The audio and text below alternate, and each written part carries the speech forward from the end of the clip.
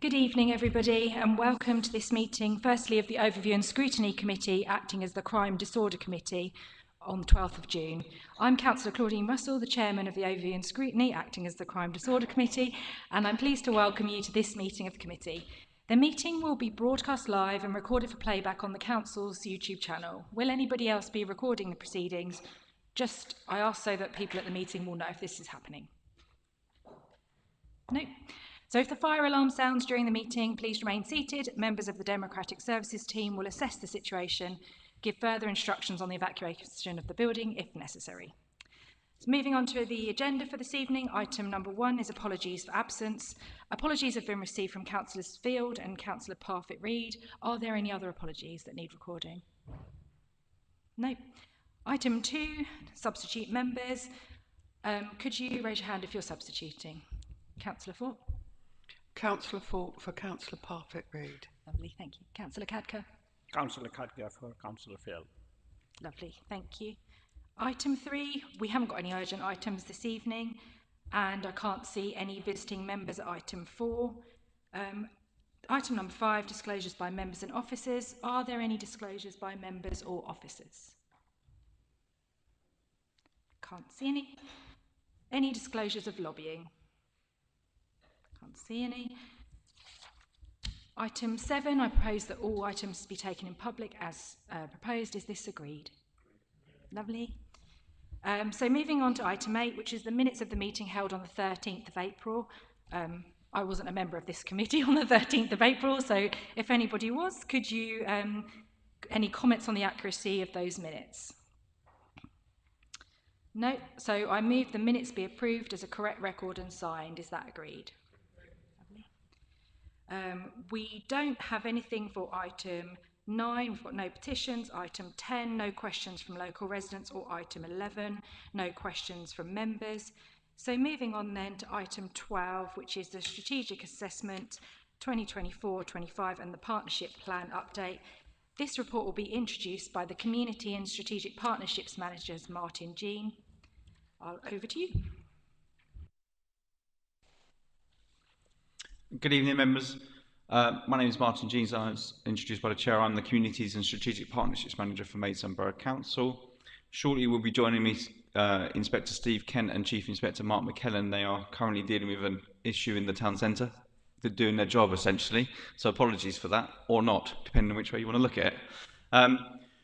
Mark, as the Chief Inspector, is the District Commander and also the co-chair of our Community Safety Partnership, which we know as the Safer Maidstone Partnership, which he co-chairs with the Chief Executive, Alison Broom. I'm very pleased to introduce the report on behalf of the Safer Maidstone Partnership this evening. For over a decade, a unique blend of statutory and non-statutory agencies have worked tirelessly to make Maidstone a safer place.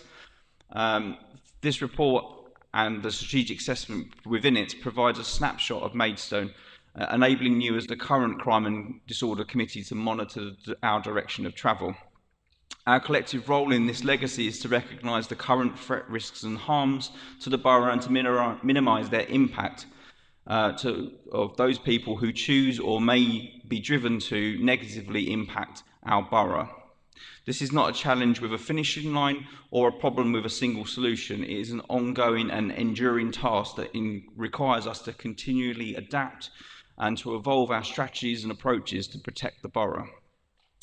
The Crime and Disorder Audit and the Partnership Plan update presented today is a testament to the diligent work of the Safe Maidstone Partnership as we work together to deliver our aspirations through the current Community Safety Partnership Plan. I make no apologies for the amount of information contained within the document because this is a partnership that we should all be proud of. I do, though, acknowledge and thank the Chair and the Vice Chair for their feedback prior to the meeting regarding the jargon and acronyms that we use within. Perhaps for our newer members, you can understand it's a very jargon-heavy document, and perhaps we need to look at placing our outcomes to the forefront of the document to make them easier to find. And that feedback was welcome, and we will take that away for our future strategic assessments and plan documents. I hope though members were able to appreciate the format, which was designed for you to absorb as much or indeed as little as you needed to be reassured of the current state of play. The report not only highlights the extent of our collaborative work, but also showcases how the SNP addresses the root causes of crimes and unwanted behaviour, enhances community engagement, and establishes legacies for future generations. As ward members, you and your predecessors must also take credit for our partnership and what it's achieved.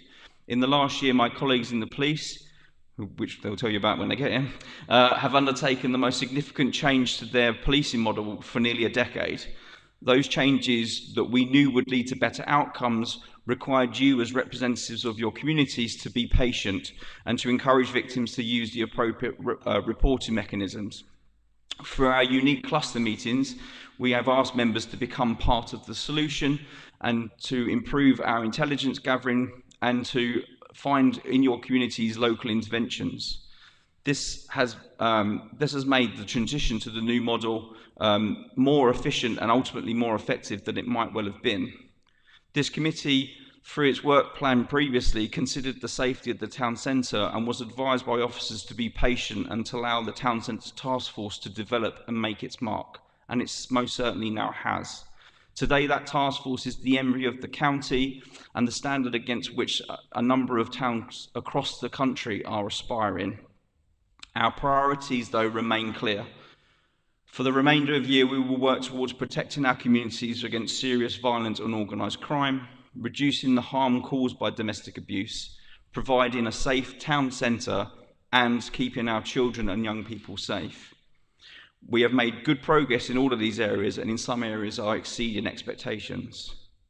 But we must not rest on our laurels. Reductions in crime and antisocial behaviour are all positive, but we must remain vigilant. Societal challenges, including the cost of living crisis, are impacting on services provided by our partnership and influencing the behaviour of our residents.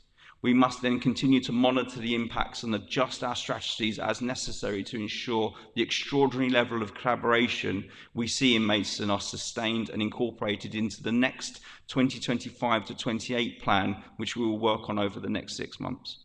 Thank you for your attention and for your individual commitment for making Maidstone a safer space for all. Thank you very much for that excellent introduction. From the chair, I'd probably just like to say that when the neighbourhood policing model was changed, we were understandably apprehensive. We had PCSOs that we knew and loved and were part of our community, but I do think the warranted officers being out in our wards has made a real difference, and that is feedback that I've had from the parish councils as well as myself as ward member, and I just think it really does make that real difference, that day-to-day sort of presence in the community. So I'd like to, well, they're not here, but when they get here, can you pass on my thanks for that? Okay, I'll open it up for any comments. Councillor Wilkinson? Looking at the report, it states that Shepway and Parkwood have a high prevalence of crime, the second behind High Street. Would you be able to clarify how many police officers we have in the cluster? Because I think there might be a bit of a shortage, and whether that should be more concentrated in with those areas to combat the crime that's been taking place there. I don't know off the top of my head the exact numbers. My colleagues hopefully will join us shortly and be able to clarify, so if we can put a pin in that one. But I do know that the way that the numbers for the beat officers is designed is so that areas with the higher level of crime are smaller and are therefore more concentrated levels of beat officers in that area. I know for a period of time, Shepway and Parkwood were under-resourced, and I think the police would, if they were here, would say that they are currently on their way to 100%. They've been assured that they'll have 100% resourcing by the September. It's obviously a large organisation, so we expect turnover. So 100% is a dream, but we're certainly hoping that there'll be more police officers within the next couple of months coming out of the college to enable us to work. And I think we've seen in other areas the beat officers are well trained and are well adapted to that. That particular area, that particular ward, unfortunately due to a long-term sickness was light to beat officer for some time, but they have worked hard to replace that officer, but they'll give you the exact numbers when they arrive. Thank you. Welcome, Councillor Oliver. Can I just ask before we go on to Councillor Harper, who I've got next, have you got any disclosures of lobbying for the Overview and Scrutiny acting as the Crime Disorder Committee? Lovely, thank you. I've got Councillor Harper next. Thank you, Chair. Just a couple of questions. I mean, you were saying that obviously the current partnership plan runs out over the course of the next year, and work shortly going to be starting on the one for 2025 to 28. I was wondering when that's likely to be presented to this committee. That's my first question. Yep, so we've put that into the plan already. So we plan to come back in October. So we're going to be undertaking a community safety resident survey over the summer. So we plan to complete that, analyse the reports. At the same time, we'll run some stakeholder engagement and obviously meet with as many of the clusters as we can between now and then to get a feel for where we are with members and local communities, and then feed that back in October. Right, thank you for that. I mean, there's a lot of information in this report, but I think it's quite a positive report because a lot of the trends are moving in the right direction, and I think it refers, when you adjust for population, we rank 8th out of the 12 districts in Kent and Medway, so that's quite a good position to be in. Obviously, you want to be at the bottom if you can be, but one of the things I know has come up in the past at council when we've discussed this type of issue is it's the issue of public perception. Now, whilst the actual numbers, excluding especially the High Street area, and obviously, as Councillor Wilkinson pointed out, perhaps some of the issues over in Shepway and Parkwood, that crime is relatively low, but people's perception is probably the complete opposite. When you talk to people, it tends to be they're quite concerned about the level of crime. So I'm just wondering how, perhaps it may be your engagement and your workshops, we can try to work out how we can address that, because if we can work with people to make them realise actually crime, yes, there is crime, but it's not. It's not like Maidstone's a massive crime spot. It clearly isn't when you look at this. Yet the feeling from people is that it is. It'd be really, good if, I say, over the next few months we can try to drill into that. I mean, one thought to me might be that a lot of crime goes on, or potential crime, in the town centre. Most of the people who live in Maidstone will be using the town centre on a fairly regular basis, so they may see things going on there, which they then assume goes on everywhere else, which it doesn't. But it would just be really helpful, I think, if we understood quite, how we may be able to address that as part of our next plan. And the other thing, just one final point, perhaps outside the meeting, on page 25 in paragraph paragraph 26, you're talking about the victim-based crimes, and one of which is bicycle theft. And as chair of the Cycle Forum, I'd be interested if we've got any information sort of below this which covers that, which you perhaps could share with me so I could discuss that with some of my colleagues, because again I suspect there may be issues which one can work within the cycling community to look at in terms of theft and security of bikes. Thank you. Taking those in reverse order, I'm sure we can speak with colleagues at the police about their data around bike thefts in particular. The conundrum of how do we improve public perception, I'm hoping, having undertaken kind of this journey in the previous version of this report in 2019 and then re-emphasising it through this 2022-2025 plan, that we will start to see a shift in the narrative around how people perceive it. And a lot of that is, again, going back to my introduction, we asked members in particular to be particularly careful about how you use crime and disorder in your messages to your residents, because you can inadvertently fuel a negative impression if you talk down the town rather than talk it up.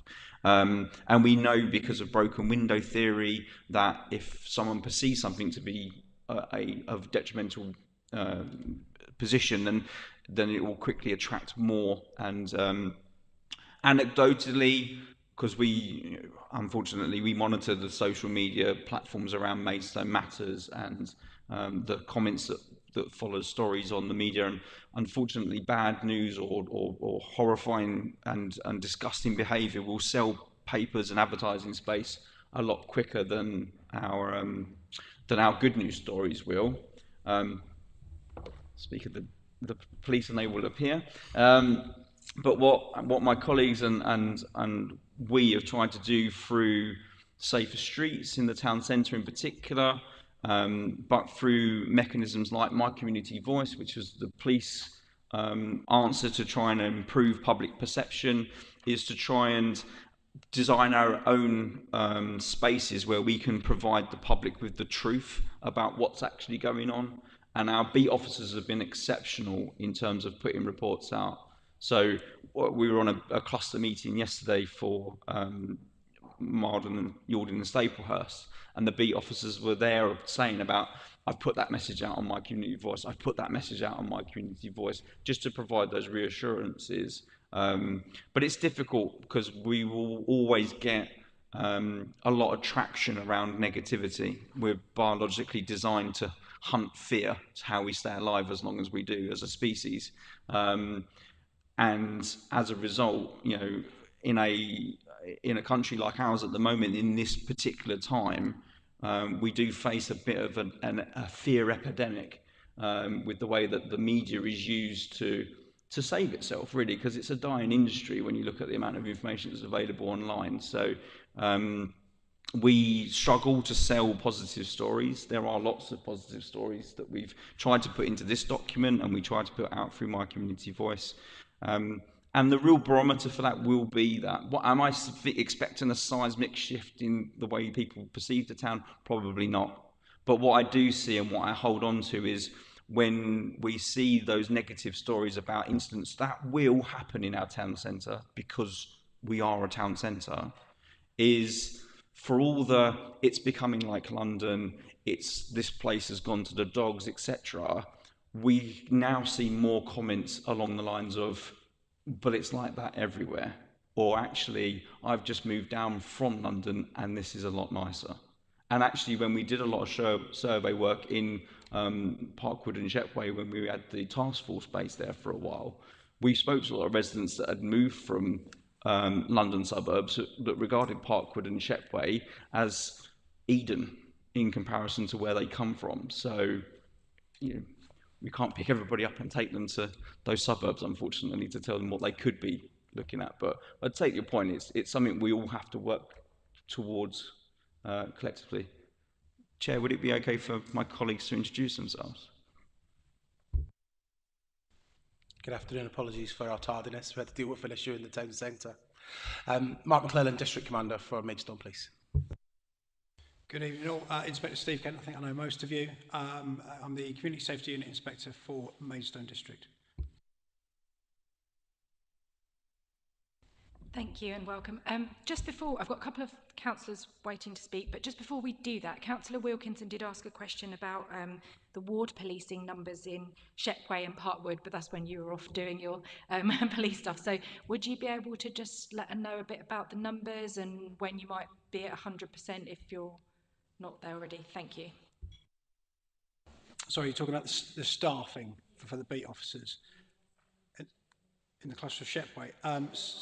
Yep, so currently you have got PC Meg Smith, and she's doing extremely well, really well thought of by the community, and I've just bolstered her by using PC John Edwards, who's just joined us from Child Centre team, the missing person child exploitation team. He's been with us for about 6 weeks now, and whilst he covers another area, he is supporting her because Parkwood Shepway is one of our busier areas, and it's only right that we service it with due respect. So you have got 1 3/4 at the moment. Now, obviously, the beat officers will overlap each other, and that's something that I've designed essentially. I think it's really important that if there's an officer who's off duty, the neighbouring officer understands the problems that their neighbour beat officer is suffering with, so that they're not going into anything cold. So whilst it does look like you've only got 1 3/4 on paper, you've actually got other officers around that can assist, as well as other teams within the community safety unit that can parachute in to assist them.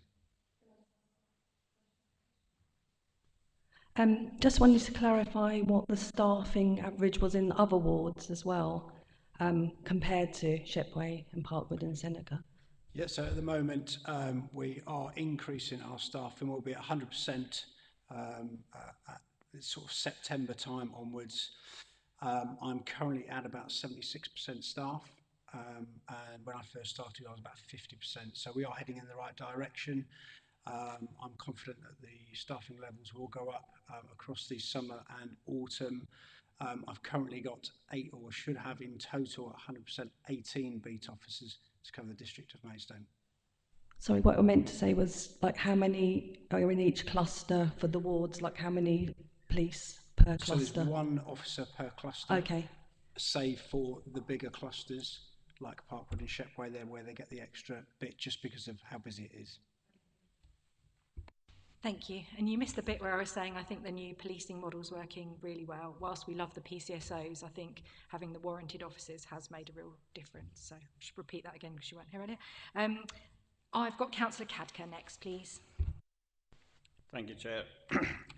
First of all, I would like to thank to the Martins and entire team. It's a very comprehensive report. While this report embraced the very, the successful stories, and also it highlights the challenge. The one thing I would like to just endorse is a Brentford Community Hub, Safety Hub. I think that's really good, the way it's heading towards it, and then the same with the task force unit, how that is working, and we started seeing the good feedback, and we know it's working with getting all the stakeholders together, and I think that's good to highlight here. My question is around while we know High Street Ward is demographically ever changing, how do we prepare those, especially the ASB, what we've seen, and also some of it brings some domestic violence as well. How do we prepare for being ahead? So those demographic changes before it's happened or before it start causing the issues, how do we get prepared for that one? Because I think that's in High Street Ward is one of the challenges we've seen. And just another last question is around the Councillor Wilkin was saying, is that's very much similar to High Street Ward as well. Is how how the resources, level of resources, does justify with the coming summer event, the summer the busyness in the town, and then the spike with the issues bringing with those people or with those number. Thank you.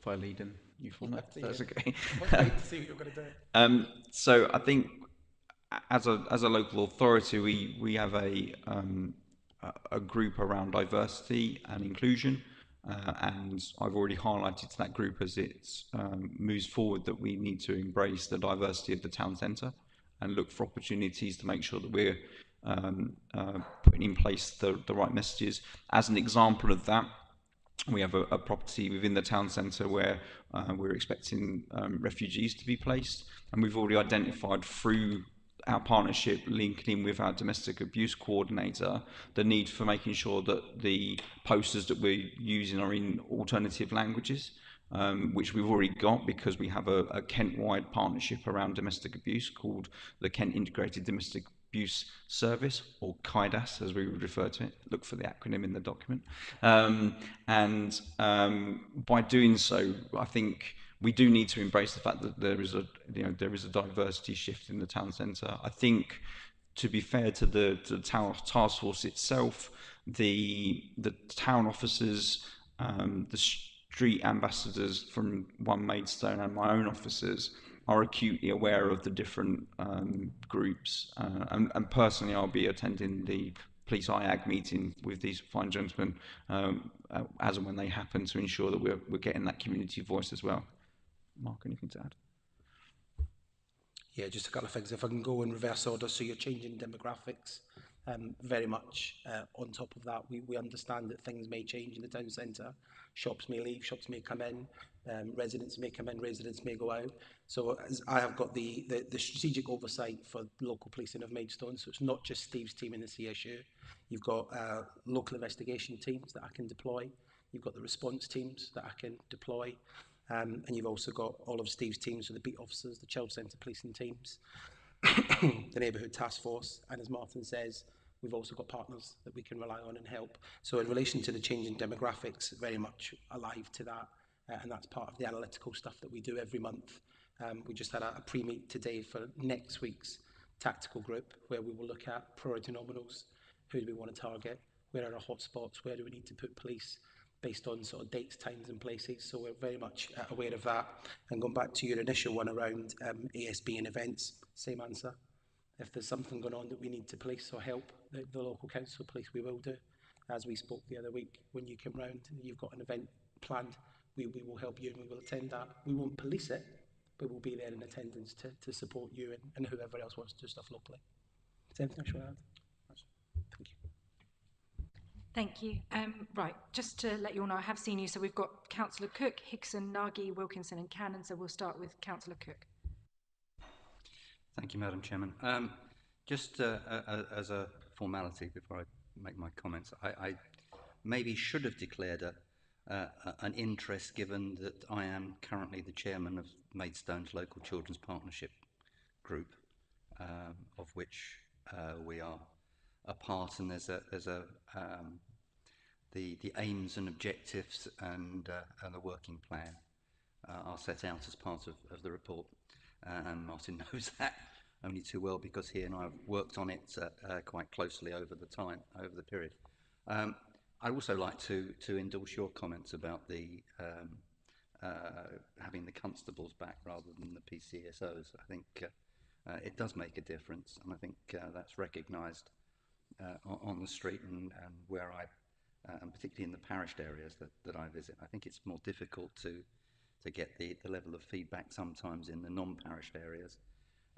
But what I hope that we can do through the LCPG is develop the sort of engagement that I think the police have been doing, which has actually been really, really good.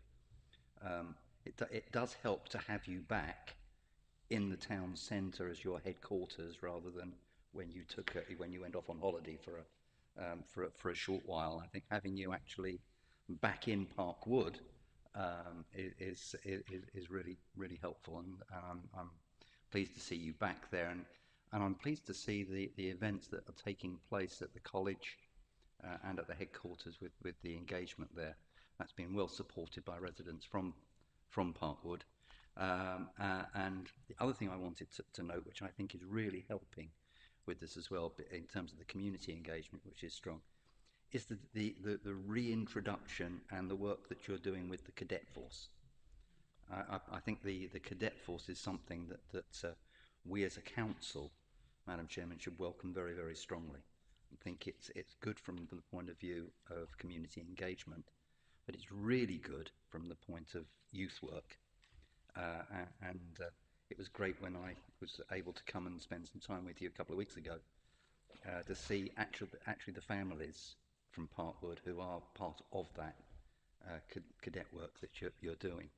The other thing I wanted to draw attention to, which I think is incredibly important, I think we're all moving to slightly different models, and I don't want to get into the KCC side of things, but I don't want us to take our eyes off the ball with regard to the younger teenagers going up into the 16, 17 and 18 range. And I think the work that we're doing, that we set about doing, Martin, maybe you like to comment on this.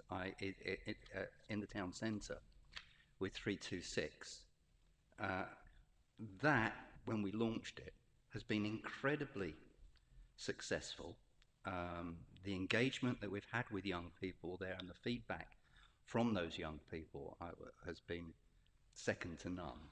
And I'm concerned about the future of 3226, and I'd like some comments and some assurances on that, please, if we could.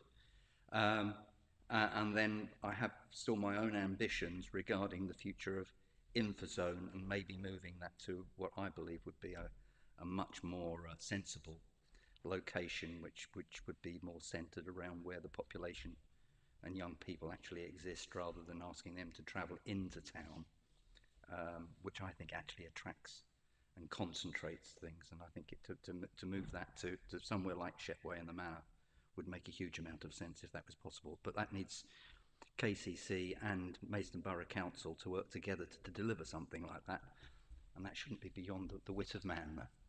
Thank you, Madam Chairman. Thanks, Councillor Cook, for the comments and the support.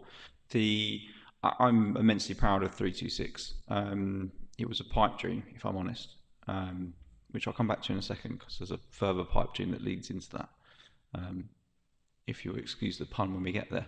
But the idea around 326 was that we recognised, when we created the Town Centre Task Force, and Steve and Mark and I and our colleagues looked at some of the issues that were affecting the town centre, and we were able to look at the times at which antisocial behaviour and crimes were occurring, and there were definite hotspots around antisocial behaviour around the kind of the end of school. Now, our reasons for doing 326 and looking specifically at antisocial behaviour was as much around how do we address the reputation and the image of young people playing, and the perception of gangs and the misuse of that word, because what essentially we had was groups of young people that had similar interests, and they're not gangs because they're not criminally driven, they're not enterprises in that regard, they're just young people doing young people things en masse, many of which were massively and disproportionately impacted by the pandemic, particularly those that transitioned in that time, because they didn't have that rite of passage of going from being the big fish in the little pool of the primary school into being that little fish, because when they went into the little fish stage, they were kept in boxes. And it wasn't until a year later, when they were let out of those boxes and they were a little bit bigger and a little bit more hormone driven, that I suddenly realised we're in this bigger place now, these bigger secondary schools. So they missed out on that rite of passage, if you like. So, but we also looked at antisocial behaviour as being the precursor for most violence. So there's always some sort of altercation, some interest. Most violence isn't kind of an instinctive thing. So obviously there are unfortunate incidents where things are out of character, out of the blue, or driven by mental health and other things. But a lot of antisocial behaviour is kind of like the catalysts of further crimes. But what we also found when we spoke to our colleagues that were running the doors on McDonald's, the security guys there, or the shopping precincts, or even the nighttime economy venues that were opening earlier, was that they were spending their early evenings dealing with the antisocial behaviour of young people that were congregating in hotspots around the town centre and in Brenchley Gardens. And thereby, when we look at it from a human point of view, we were kind of limiting their capacity to then do their job in the nighttime economy, which is ultimately to protect the public, and moreover, and more importantly, protect women and girls specifically. Because if you're asking for people to use what we refer to as professional curiosity, you have to have capacity in yourself. And if you're fatigued and influenced by the impact of dealing with young people for most of your early evening, your capacity to do that work is diminished, or at least reduced. So we felt it was important to provide our young people with an alternative to being in McDonald's. Over time, we tried the mosquitoes, we tried turning the Wi-Fi off, but the young people all have contracts now, so they don't need Wi-Fi, so that we can't just turn that off anymore, that doesn't work. The batteries are better, so they don't need to charge their phones all the time either, or they carry packs with them. So we needed something else. So what we decided was that 326 would become a space where young people could go. We have other youth provisions that Councillor Cook referenced in terms of InfoZone. We have the Switch Youth Cafe, and are both really good and excellent facilities, but they attract slightly different clientele. And what we wanted was something in the mall that was very central, because essentially, for those that kind of work in this area, in the past, young people would probably have gone home to a household where there would be an adult. In the modern world, that doesn't readily happen. So between the hours of 3 till 6, what we refer to as the lost hours, the town centre becomes the surrogate parent of these young people as they transition from school life to home life. And when they're in en masse, and because we're tribal as a species, when we want to take risks or act in a certain way, we will do so more when there's more of us. It's just the way that we work. And young people are a really good advocate for that. So we needed a space where they could just come and be young people. And short of providing a room with Wi-Fi and beanbags, 326 was the next best thing. And it's been hugely popular. I think it's had over 2,000 young people interact with it. About 40% of them return more than once. They've delivered sessions both through local charities, through the Child Centre Policing team and other colleagues on sexual health, healthy relationships. There's a boxing class in there every Monday evening.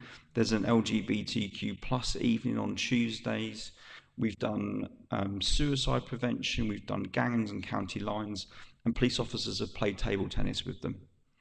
If nothing else, it's just a safe space for young people to go. And when young people come up to, as they did with myself and the former portfolio holder for this area, and tell us their tales about how they were not feeling supported by their school, not feeling supported by society, and were harming themselves physically, and had stopped because of 326, that one person's enough for me to go, it was worth the investment. And the more of those stories we hear, the better. And I hope this week to submit that the 326 for a national Children and Young Persons Award, because I think it merits it. Thank you. Counts quickly. I'll try to be as quick as I can.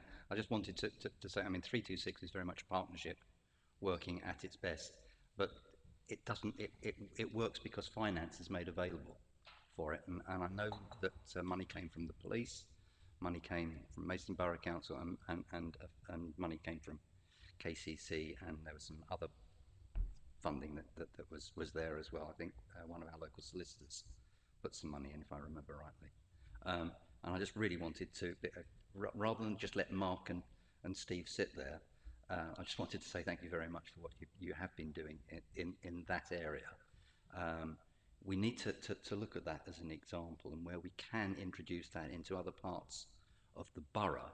I mean, I did something similar myself at Fusion in Park Wood with a youth club there, which was meant to be just an after-school place, so the younger kids have got somewhere to go. That's at risk. This isn't quick. All right, I've done. Go on, quick. No, I've completely lost where I was going now, Madam Chairman. Thank Okay, you. Councillor Hickson. Thank you. Hello. I just have a couple of points, really. Actually, Martin, you've answered some of my questions around youth services. That's fantastic. The idea of getting them early and giving them something to do, because that's actually one of the problems, is that they've got nothing to do. I'll just draw your attention to page 28, paragraph 36. So Councillor Harper was talking about perceptions of crime, but in here it says, I'm going to paraphrase this, despite the implementation of additional funding and interventions under Operation GRIP and Violence Reduction Unit, ... high crime rates persist. So could you clarify that for me, please? And on page 29, paragraph 39, although initially not resourced effectively due to staffing shortages, The NTF, which relaunched in February 24, built on the template. So is that still the case, or is that now resourced effectively? Sorry, I must apologise. I moved on to the first point before I've listened to your second point, so I will ask for clarification on that in a second.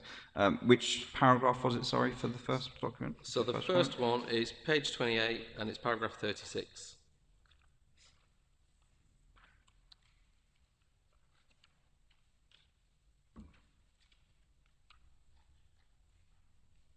Could you repeat the question, please?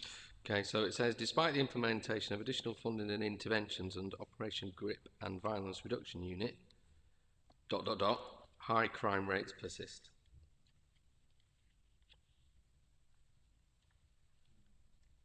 I've just taken out the bit with the commas in the middle, but that's part of that sentence. Yeah, I'll put that.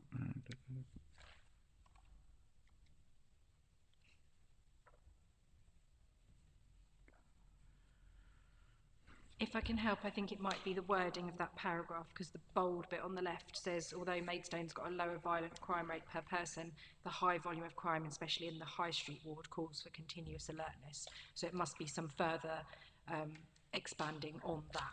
So that's where we are. Yeah, I think so too. Thank you.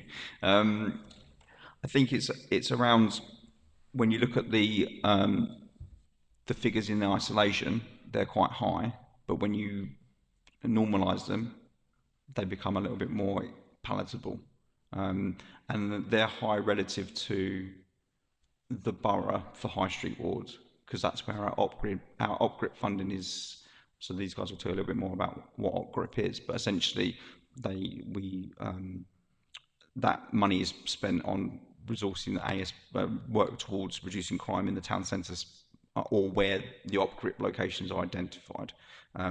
So I think it is, as the chair says, the clarification is around the crime numbers are high, but they're relatively low when you normalise them and accept that it's the high street and therefore it's more densely populated and has a different demographic than perhaps the rest of the borough. Do you want to quickly answer that? GRIP funding. Yeah, so the GRIP funding is computed by the Home Office. They look at all the statistics around serious youth violence, ASB, and they suggest to us where those will be.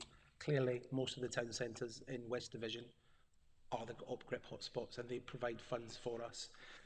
And again, going back to what I was saying earlier on to your councillor to your right, this is not just a CSU problem, it's not just a partnership problem. We give overtime, if necessary, to response teams who might want to work a day off, so we're getting extra cops into the town centre to help that reduce. And I think it is slightly confusing when it says high crime rates persist. High crime rates do persist because it is the town centre. We've got a lot of people that work here, come through here, travel here, live here. We've got a lot of people that come into the town centre, especially nighttime economy. So rates are relatively high. But if you look over the last couple of years since I've been in post, we're working with Martin and Steve, those have reduced. The majority of stuff that happens in the town centre has reduced because of the partnership working, because of the bid, because of the police, and because we're all working together. 326 classic example. Thank you. I think Councillor Higson's second point was around the neighbourhood task force, where it was saying about, although initially not resourced effectively due to staffing shortages, wasn't it? So I think that might be going back to the point that Inspector Kent was making about when you changed to the new model, you had so many police, but you're working to get 100% by September. I'm not sure is follow on if that's not right. So if you think back to where we were before we re-established neighbourhood policing, we had a town centre task force. And we could put them wherever we wanted. We had a Maidstone task force who have been in Marden, who have been in Parkway, Shepway. The rest of Kent has adopted that model, and that's where we see ourselves now with neighbourhood task forces. So there's not really a change for us. The end user should not see a change. We still have two task forces. We can still put them where the problems are. If there was a problem in the High Street ward tonight, we could put the neighbourhood task force in there over the next couple of weeks. So although it has changed for the rest of Kent, Maidstone is as where we were. We still have officers in the town centre, and I would never get rid of that, because if I did, we'd probably lose crime. And we've got the town centre, the neighbourhood task force, who we can do that longer problem-solving approach at specific locations, specific shops, specific people. So we are in a good place. and the rest of Kent is catching up to where we are. Policing wise and people wise, I'm trying to get us to full strength for all of our CSU units before September. But what I can't do is abstract that from the 999 callers who go out and deal with calls that if you pick up the phone, you've got no one going there because they're doing stuff in the town centre. So I've got to have that little bit of balance between local policing and response and having enough people to go out and do the jobs when people phone 999 and the problems. And that's where the neighbourhood task force comes in. Lovely, thank you. I've got Councillor Nagy next.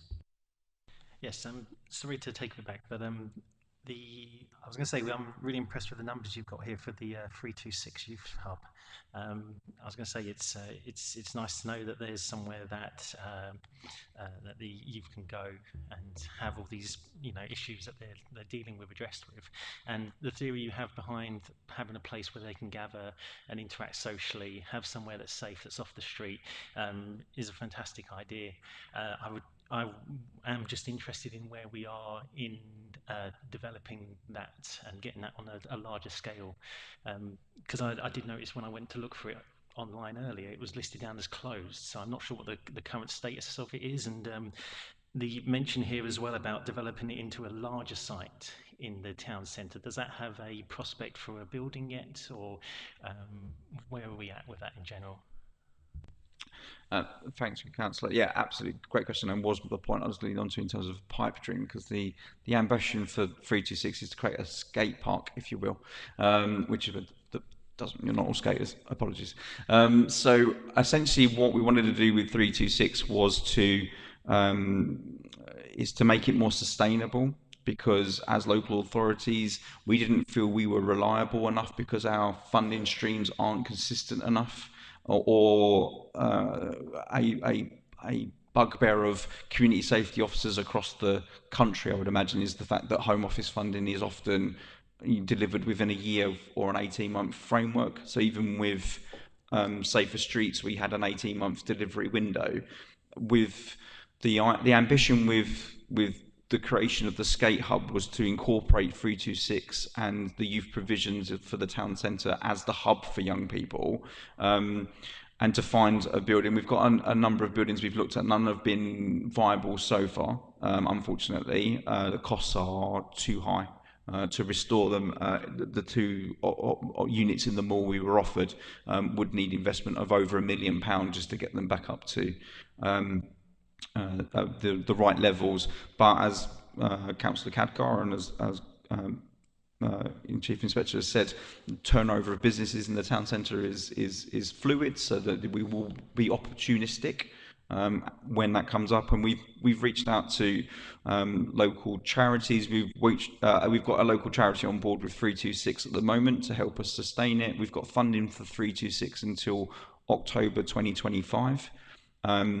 We do have some challenges around staffing at the moment, because the KCC family hub model has reduced the availability of staff to do youth outreach work, which is what we used. And we also use funding from 326 to pay for staffing of that unit, and that funding has run out.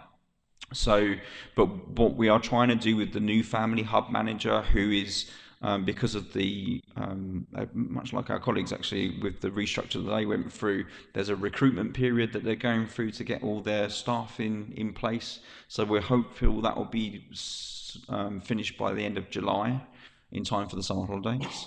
And there are programs in place to not only offer 326 in the after school type scenario using local charities and volunteers, but also to utilise the space during the day. We've made inquiries with Mid Kent College to offer youth employment opportunity work. We're looking at sort of family focus opportunities around young parents in the town centre, and we've also looked at some domestic abuse related, survivor related courses for victims of domestic abuse. So there are plans. It's very fluid, but then it's the nature of the beast, unfortunately. Thank you. Great question. Thank you. Councillor Wilkinson. I was disappointed to see the cuts to youth services within Shepway and the wider area. As Councillor Cook mentioned, I would quite like to see that provision kind of continued on in Shepway in some form or other, because it mentions about the 106 money and still securing the rent for the hub in the town centre for the next year or so, isn't it? While that's going on and you're having those negotiations with the charities, is there a possibility to continue on with SEAL monies? I mean, I'm a bit naive about SEAL monies. I don't really know how it works and how much money there is, but to continue on and get some more funding from SEAL S 106 for that provision and for Shepway as well. Thank you. I think the ambition is there for us, and as long as it remains a priority to protect young people within our community safety plan this year and in the future plan, if it is deemed to be a continued priority for us as a ward, as a borough, sorry, we will look to explore those opportunities. I think the first engagement I had with Councillor Cook as chair as the LCPG was to challenge on where does the 106 money go. And he was quite quick to correct me on where it does go. But I think it's one of those things where we need to continue to work as a partnership with KCC to explore their new model, which is focused on younger years. Which is, in terms of the science, is valid, because the younger you invest, our concern as a partnership, I think, remains that young people's lives can change on a dime if they're exposed to trauma or bereavement. So it's finding the services to support them when that happens. I think an underrated and key part of one of the services that the police introduced through their new neighbourhood policing model is the new child centre policing team. I think we're exceptionally lucky in Maidstone to have some really dedicated police officers within that unit. They deal with some of the most challenging and heartbreaking young people's stories that I've ever encountered in the years that I've been at Maidstone. And for them to work, support, improve the lives of the young people and then move on to the next tragic story is commendable and heartbreaking at the same time. And we do what we can to support those officers, because they, like the beat officers, we're very, not just saying this because these gentlemen are sat here, but we are blessed by having some exceptionally empathetic and focused officers across the neighbourhood policing family. I'll continue to advocate that as long as I'm in this role. Thank you. If I can add some clarity as well, Section 106 is it's written for a specific scheme, so that system works like that. You can combine up to 5, but it is very much that development will go towards those schemes, and they're legal agreements. So to go back and change them for something else, you have to rewrite the legal agreement. SEAL goes into a pot. So as a borough, we collect all of the money into a pot for SEAL, and when we have a certain amount, the application window will open, and then we invite bids from all infrastructure providers to get whatever they want for their specific thing. So that would be something that you could look at. So I'm not sure when the windows are opening, but obviously speak to Rob Jarman and planning team about that, because they open them throughout the year so they can look at all the bids in the round. I have got Councillor Cannon next. Thank you. There's some really good things in the report. I really like the highlighting of the police hub at Brenchley Gardens. That's fantastic, and over the years being in this committee and hearing how that's developed, that's really positive for the town, and I'm glad that it's in place, and I hope it keeps going well and thriving. The next point is less positive. So I just wanted to ask our guests here today, did you see the BBC panorama on Fleming House? And would like to know your comments on that. And then I'd sort of like to understand how regularly you meet with the probation service, and what just your views on the individuals who absconded from that facility, and how the sort of the Safer Maidstone Partnership can work with the probation service to deal with this, because there were some significant issues highlighted in that panorama. And based on your answers, I mean, I'd also like to know how often you meet with the managers of Fleming House, because based on your answers, I'd then like to possibly make a recommendation that you meet more regularly with them. So, but I don't know how often you meet with them, so if you could let me know, that'd be great. So if I start with Brenchley Gardens, so before I started as a district commander at Maidstone, I was head of armed policing, and every day Brenchley Gardens popped up for ASB, for youth issues, for some violence, not a lot of violence, but some violence. And when I came here, I spoke with Steve and Martin, and I said that we will not have a problem in Brenchley Gardens anymore. And we haven't. So for the last 2 years, we've been really, really, really good. So thank you for noticing it. In relation to the Panorama documentary, the officers that deal with the offenders in that location do not fall under me. However, what we do is we speak to them on a daily basis at our morning meeting at 9 o'clock. Who's coming in, who's going out, who's there, who's not there. And that's then fed into Steve's team so that the people in the town centre know exactly who's there, what their criminal history is, why they're there, how long they're going to be there for, if they've got curfews, if they need to sign on. So it's very tight around who's there, and we get lists of people almost every day if it changes. So from a policing point of view, we are tight. When I did watch it myself, there were some issues internally which we need to pick up with probation. Martin and myself have already had a conversation on we need to speak to probation again. We do speak to them quite regularly. That's probably dropped off slightly recently, but we need to re-engage that and get back and speak to them, work out what they see as the problems, and if we can help them from a partnership point of view, then we will do. But that's already been discussed 2 weeks ago, week and a half ago. So that you're absolutely right. That needs to happen, and it will happen. And do you know how regularly you would be meeting with them? Have you got a plan or an ambition that you want to meet with the managers at Fleming House? Yeah, so the managers are spoken to almost every day by the officers that deal with it, and it's not a uniform presence for obvious reasons.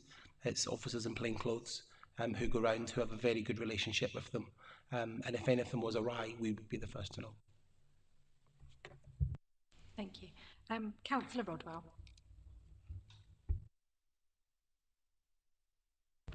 Hi there. It's really about our lovely beat officers, and I'm from the Ellington and Bridge ward, and we are so happy with our beat officer. She is visible. She's meeting our residents on a regular basis. I'm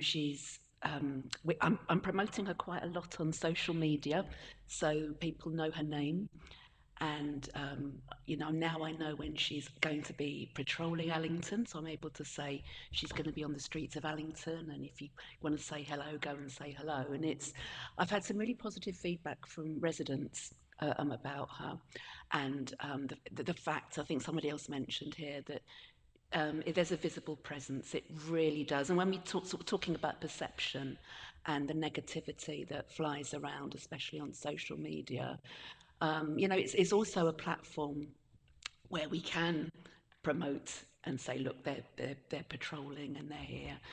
And she's meeting with us monthly, which is lovely, because with my caseload, obviously I'm encouraging people to report reports, even if it's sort of, they might consider it's quite low level, sort of antisocial, that keep it coming in because it helps build a profile.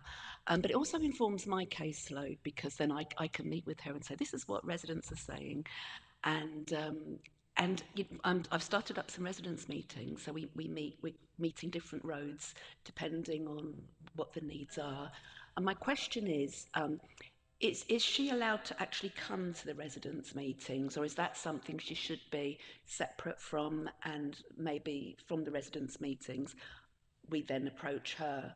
It's how to, build this relationship in the best possible way. But she's absolutely brilliant. So I shall let her know that you value her presence, first of all. Thank you. She's great, yeah.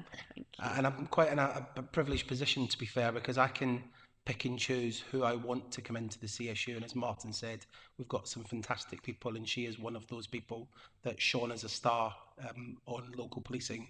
So clearly I had that, and I brought it into the CSU. So thank you very much. I'll echo what you said around the intelligence gap. If something's happened, we need to know. If we don't know, we can't do anything with it. If I have no intelligence to tell Steve what to do, then it's not going to happen. So Steve will not be putting his task force in to support Sophie, for example, if we don't have the intelligence. So please let your residents know. In relation to residents meeting, yeah, no problem. Really does cement, you know, when you've got a whole street and and there's her physical presence there, it really does cement that relationship. Really want her to be known as somebody that's approachable, and already, you know, people said, oh, I stopped Sophie in the street the other day and I was telling her, and she's just brilliant. So I just thought I wanted to feed that back. Yeah. Thank you. Thank you. That brings us to the recommendations, which are on page 9. I mean, I think I sense the feeling of the room. The only options are to approve or to not approve the recommendations. And I think from all the points raised by everybody, it's working well. We see it as positive. I'd also just like to again thank the police for coming in, because I know we sometimes ask other authorities and we don't get their presence. So I think it's testament to the fact that we are working together, that you've given up your time to come here this evening. And thank you to our Communities Strategic Partnerships Manager as well for your part in this. But are we all agreed that we should approve the recommendations and they should continue to deliver the current Community Safety Partnership Plan through the existing subgroups and action plans? Thank you very much. I now declare this meeting closed. We'll have a 5-minute or a 10-minute break till 20 to 8, and then we'll start our second meeting of this evening. Thank you.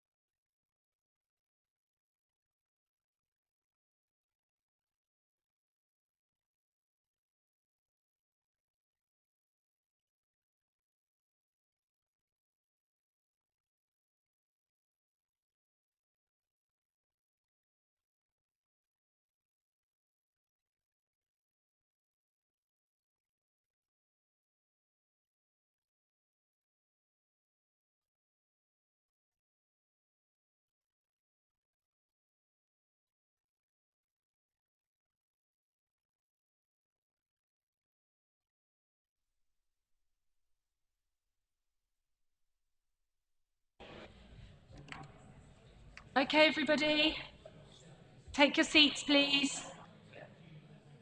Councillors, take your seats. So,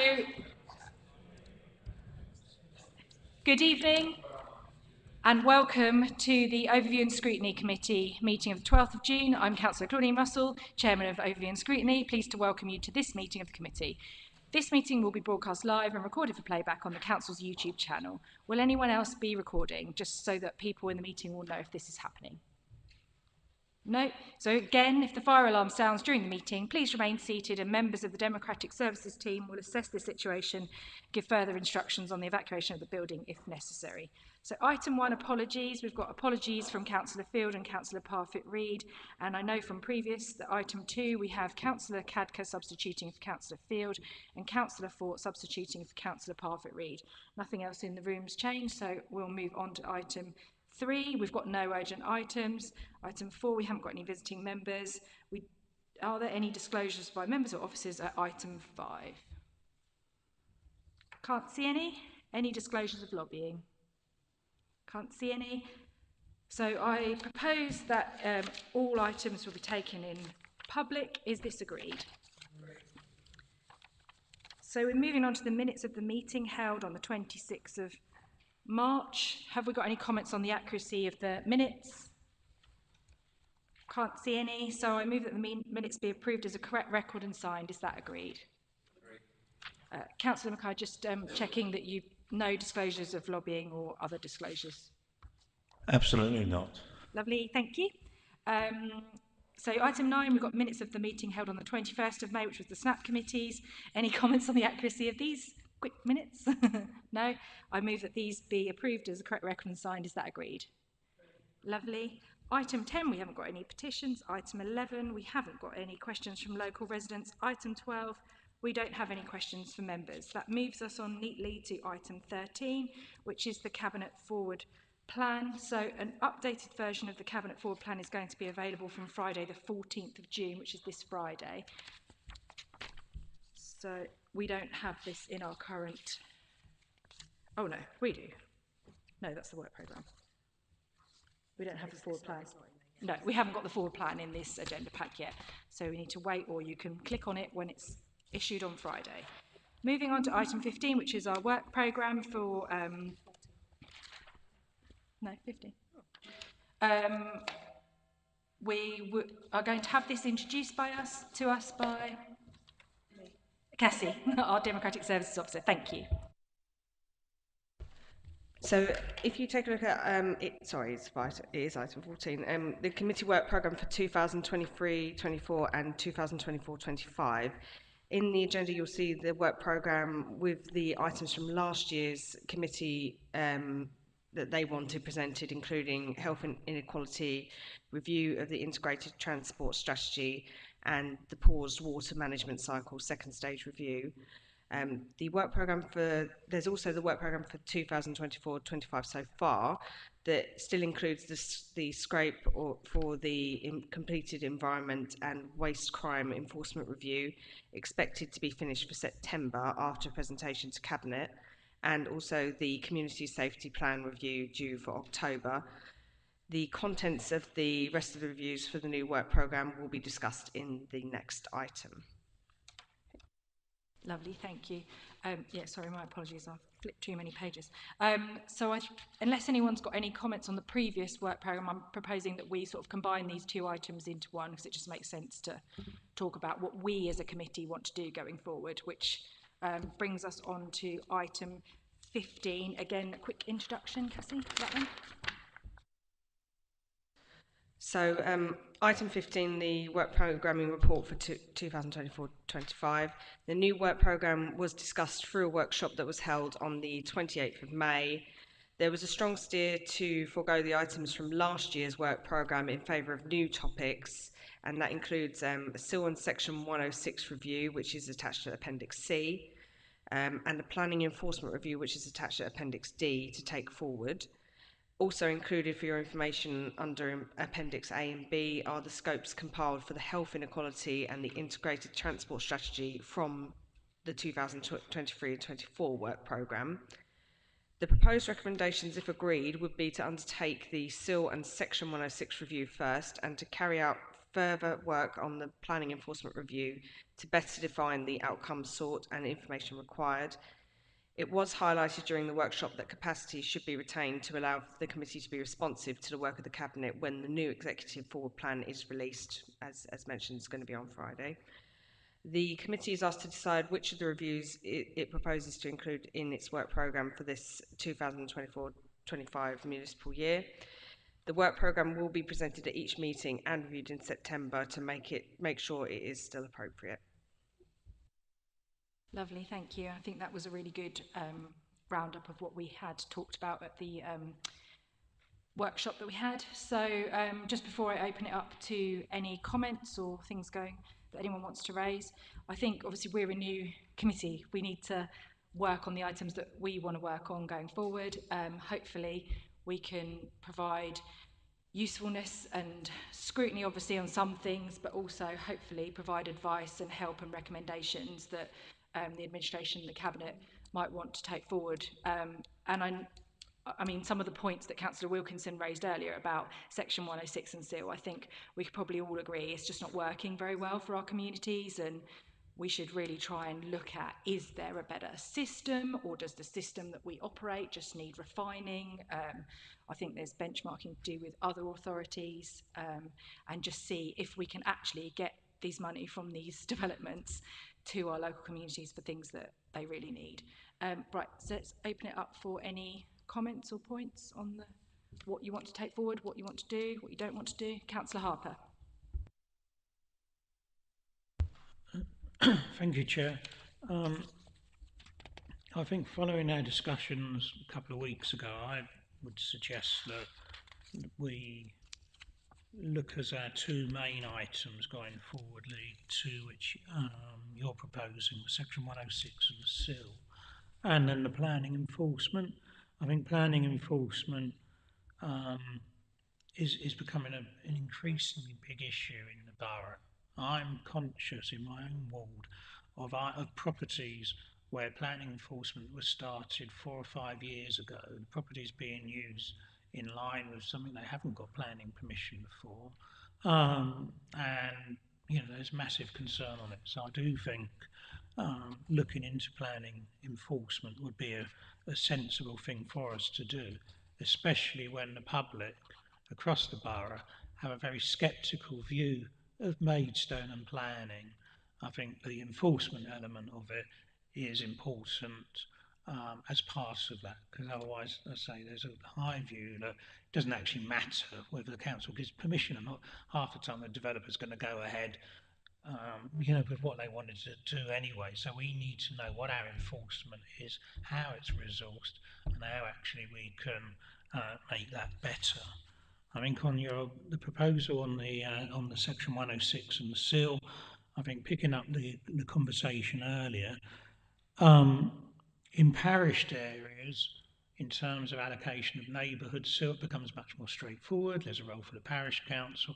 For instance, in the urban area, which isn't currently parished, it becomes much more difficult to get hold of the neighbourhood SIL element.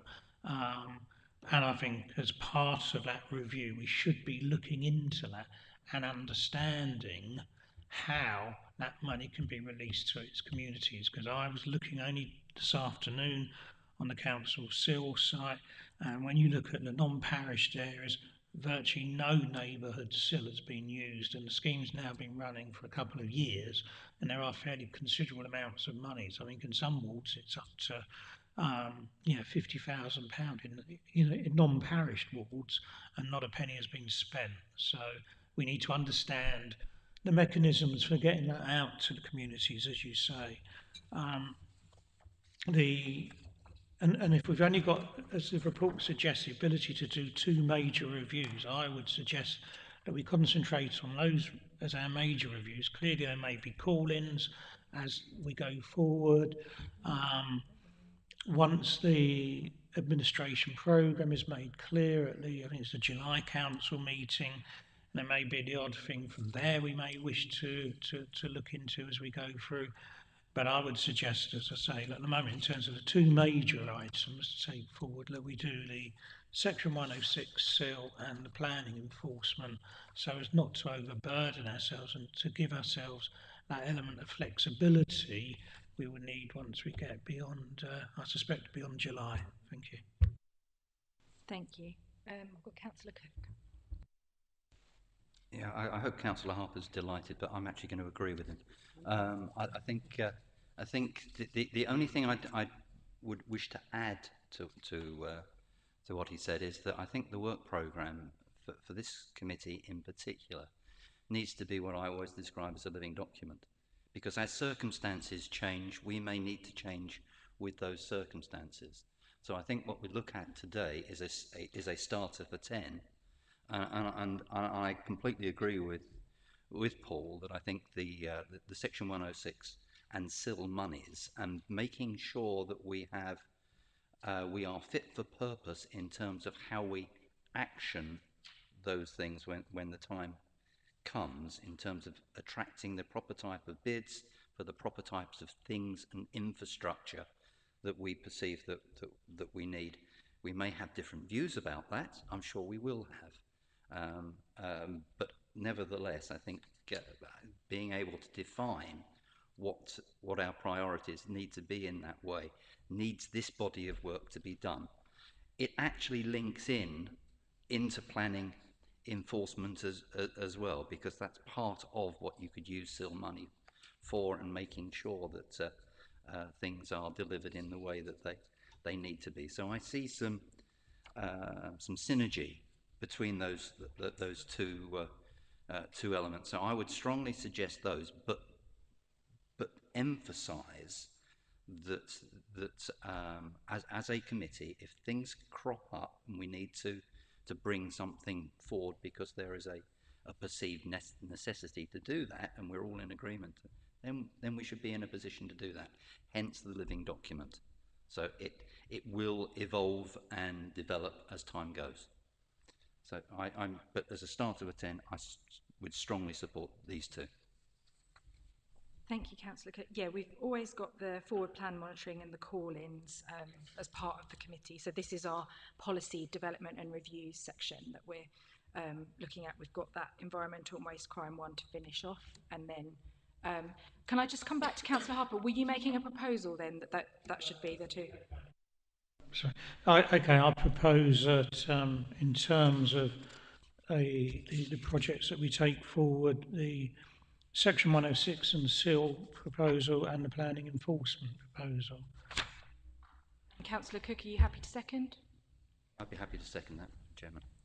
I can't see anyone else wanting to make a point. So votes in favour of taking those two forward as our policy items? Votes against?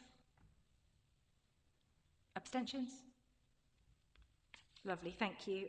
We will be taking the Section 106 and the SIL and the planning enforcement forward as our policy reviews. Obviously, we've still got all the other functions of overview and scrutiny going forward as well.